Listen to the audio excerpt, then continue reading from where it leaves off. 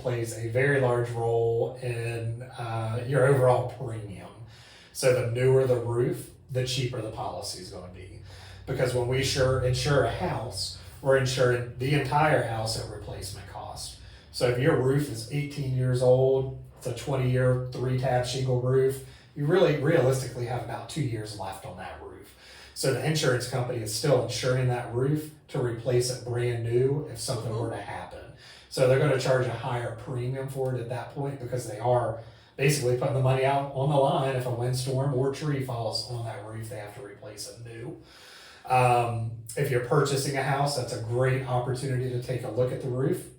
For me, I work with them every single day, so I'm a weirdo. When I drive through neighborhoods, I'm looking to see who's got a new roof and who needs a new one. I think I drive my wife crazy with that one, but it is one of the major things that does play a role in it. And a lot of the carriers will give you a very big discount if you have a invoice for that roof. So whether you're already living in the home and you just put a new roof on there, call your agent, let them know you got a new roof. Here's the invoice. They'll update that year replaced to 2023 or 2022, whatever it may be, and they can do that discount midterm. If you're purchasing a house and it has a new roof on it, see if your realtor can get a copy of the invoice for the roof to submit over when we submit the policy, and that'll get you a discount on there too. And what we find sometimes is that the, let's say the seller hasn't been there long enough, they haven't replaced the roof, they got a home inspection, the home inspector said looks fine. Yeah. The buyer gets a home inspection, says looks fine, Yeah. but we still don't know the actual age of the roof. Yeah, some of our carriers are super smart with our technology, and it'll actually pull back if there was a permit pulled for when that roof was done. Around here, not as common for permits being pulled as like a Texas or Florida or somebody like that. Sometimes it does pull it back, so we're able to go with that. A lot of times it is an estimated age, or if we can find something online from an older listing that we can see roof replaced 2016 on an older listing, we can roll with that. But a lot of times it is for a new home purchase, it is a estimate, the seller or the buyer's best guess after their discussion with the realtor and the home inspector, and any information they can get from the seller as well helps with that too. So well, and when you go make your drive-by or your visit, you're going to notice if there's some shingles missing, correct, or something like that, and do you usually request that at the very least they have the shingles replaced that are missing? Yeah, so that's really carrier specific. Okay. So I'm not the one that drives by your house by any means. Okay. So when I write a home policy, it's submitted over, and they actually have their own inspectors that are going to go look at it. So it takes me out of the equation, really. Sometimes it may be a virtual inspection. We do have carriers that do virtual inspections. So they'll see, hey, this home was just listed, it just sold, we just put home insurance on it. There's 50 pictures online of this house right now. We can just get our inspection through this. Okay. Sometimes we'll do a drive-by where they just drive by and take a picture of it. And other times, if they feel the need, they could do a walk around of it. If they do notice that there are hazards, typically it's with the roof. Could be the granular loss that they're able to observe that comes down from the downspouts on the gutters. Could be the shingles missing. Anything like that, they can request that those are repaired. Or I've seen it as bad where they've requested that the roof be replaced. Because again, they are insuring the house for that full amount. So that roof is being insured at replacement cost. What about chimneys and fireplaces? You know, some people have wood stoves, some people have wood burning fireplaces. Yep. A lot of folks have gas logs. How do all those things come into play? Yep, so the biggest one is going to be the wood stoves. So they're a little bit higher risk. We just want to make sure that those have been inspected, everything is certified through whatever the carrier requires that they're certified through, and that everything's basically up to code and it's not a risk. Gas stoves or gas fireplaces or wood fireplaces don't play as much of a role into it as that wood stove does. I'm going to put that there's how many fireplaces there are in the house in that replacement cost estimator we talked about to make sure the homeowner is compensated if something does happen to rebuild that house, make sure it has the fireplace in there. And it's certainly a good idea during the inspection process to have somebody come inspect the fireplace or chimney or make sure that everything's okay, not Yeah. just for their peace of mind, but that piece of paper might save them some headache Yeah. or some money on the insurance. Exactly. Yeah, the last invoice that I saw came through with the inspection. It was $75 to have it inspected. Yeah, it's pretty. Always pretty good with expensive. it. Super cheap. Typically, the seller's going to pay for that, just depending on the scenario. I don't know if I should say that or not, but typically that's you can bundle that in with the deal when you're purchasing the house. Is the best way to say that. Right. Okay. So, how does manufactured home coverage differ from stick-built home coverage? Yeah, so with manufactured homes, you're going to see a difference with the water coverages, just because they are not a stick-built house. So we would have to have a deeper conversation around what coverages you want on the home for the water coverages that are on there. I've got 6 or 7 different carriers. It doesn't really matter as far as age. So I do have some manufactured homes that are in the 80s, 90s that we're still able to insure pretty competitively. One of the major things with them, back to the roof, does come back on the roof, how old the roof is, last time it was replaced, all of that kind of stuff plays a big factor into it. Okay. Let's see. All right, here's the whole thing. You know, if a tree falls in the forest, does anybody hear it? But if a tree falls on your neighbor's house or their fence or their car, Yep. when are you liable and when are they liable? Yeah, so let's back up a little bit. So let's say you're at your house. Okay. Your neighbor has a tree on their property and you own the fence that separates the two houses together. All right. Their tree falls and damages your property. It's going to be your responsibility because it's considered an act of God at that point. So it's going to be your responsibility, basically clean up debris of the tree, fix the fence up to your property line. Now, if the tree just falls and it doesn't hit anything, that would not be an insurance claim because there was no actual property damage. It just hit the ground, hit the grass. There's no structural damage. It didn't damage anything basically that's being insured. You do have liability coverage, of course, on the property, but there's nothing there that was damaged. So typically that would be between you and the other homeowner to figure out the cost of removal at that point. Does it matter if the tree is dead or alive? It does not. Okay. Yeah, it does not. I have heard folks that said there's a difference, so it's good to know doesn't make a difference. Yeah, and I've had clients that have tried to contest that, let the insurance company know, hey, my client or my neighbor has a dead tree on their property. There's nothing that can be done through the insurance company until the tree falls, basically. Okay. So the homeowner that doesn't have the tree on their property, there's nothing they can do other than talk to the other homeowner to see if they can remove it. If they're unable to remove it, there's really nothing you can do at that point. Okay. All right. I know flood insurance is a whole deep subject. Yeah. But in general, if there's a flood, your homeowner's insurance is not going to cover it. Is that correct? That's correct. Okay. Yep. So everybody's in a flood zone, whether it's an X or an AE, you're in a flood zone. It's just the difference between high risk and low risk at that point. Most of the homes we have around the valley are not in a flood zone unless you get into a Salem zip code. That's where I see primarily a lot of my flood policies coming out of those areas. I do recommend flood insurance on every single policy, just because if you're in an X, they could be as cheap as $275 a year with a $1,000 deductible.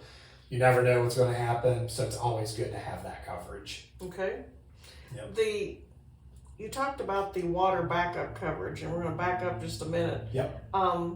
The utility companies are always trying to sell coverage for, if something happens between the house and the street and all. If something were to happen, if it was to back up and damage the house, your homeowner's policy would cover it. Correct. If it didn't back up and damage the house and all of a sudden you ended up with a big water bill, that's where those kind of coverages come into play. Yep. Your homeowner's policy would have no effect on that. Yep. So what the water company is trying to sell you basically is a buried utility lines coverage. They sell individual policies that'll cover the water line. AEP, the power company, is probably trying to sell you one if you have an underground power line. You can actually add a coverage onto your home policy that's going to cover all of your underground buried utility lines. Some carriers start at $26 a year up to $40 a year for about $10,000 worth of coverage. Typically that has a separate deductible of $500 instead of your whatever coverage you went with on the coverage A. Sure. So you're always going to have that $500 deductible. So that'll basically cover if the water line, sewer line, power line fail, it needs to be dug up, repaired or replaced, filled back in. That's what that coverage is for. Okay. This is a conversation I have many times throughout the day with every person that I'm insuring their home with. And a lot of people don't know, and I didn't know until I got into insurance. As soon as those public hookups come off of the curb, basically off of the public hookup, and it starts running through your property, it's the homeowner's responsibility at that point. Okay.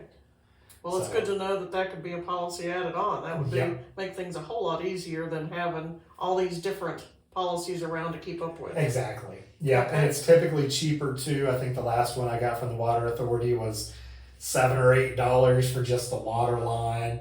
So you're looking at $100 a year just on that one specific line. And we're able to do anything underground, including your cable lines, anything like that is all going to be covered underneath of that. Okay. Well, we talked about one of the difference in pricing is how long you've been with your carrier. Well, if you're shopping around annually, you don't necessarily need to switch every year because that's going to hurt you. If you switch from company A to company B to company C and you've been with 3 companies in 3 years, that's going to hurt you, correct? It's possible that it could, yes. Okay. It just depends. There's so many different scenarios that go into it. Do you have a claim falling off? If you have a big claim falling off, it's time to go ahead and start looking around. Okay. Tickets, are your speeding tickets, stoplight, all that kind of stuff falling off. If you're just looking to switch to save $10 a month on the car insurance because it went up to keep up with inflation, typically doesn't make sense to do that. But I'm happy to do that for my clients, is reshop that for them to make sure they are in the best spot. Because maybe they did start off with a $1,200 home policy and then it went up $300 or $400 at renewal. Let's reshop. Maybe I've added a new carrier into my tool belt, which we're constantly doing that. I just actually finished up with paperwork for a new one as soon as you walked in. Maybe they're super competitive in this area at this specific time, and it makes sense to bring it over because we're going to drop it to $700 or $800.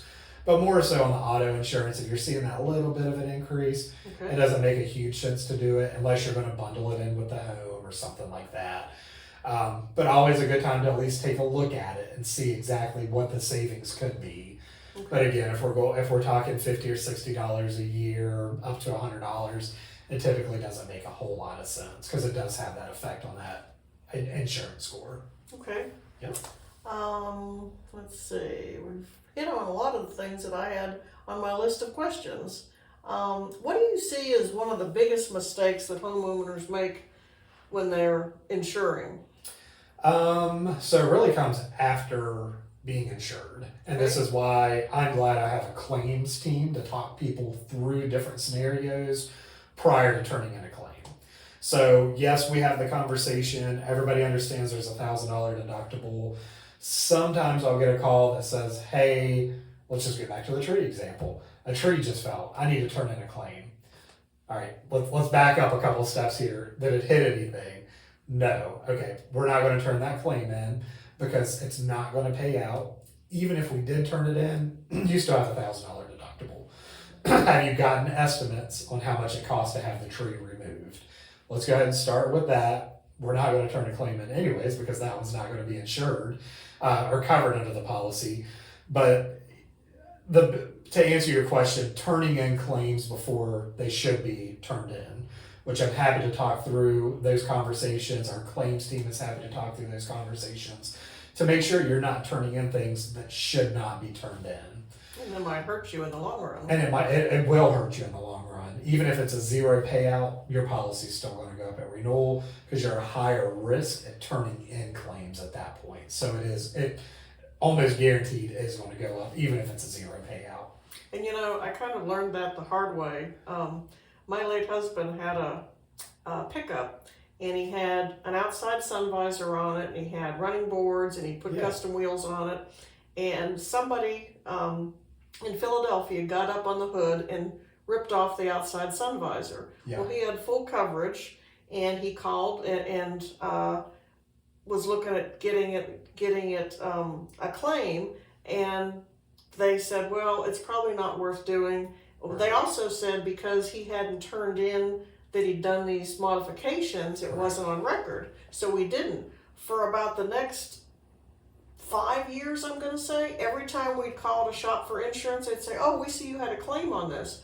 Yeah. No, we didn't make a claim. We called and asked about it. Somebody started one. But somebody started one, Yeah. and that's all it took. And so, that something that seems so silly really makes a difference. Yeah.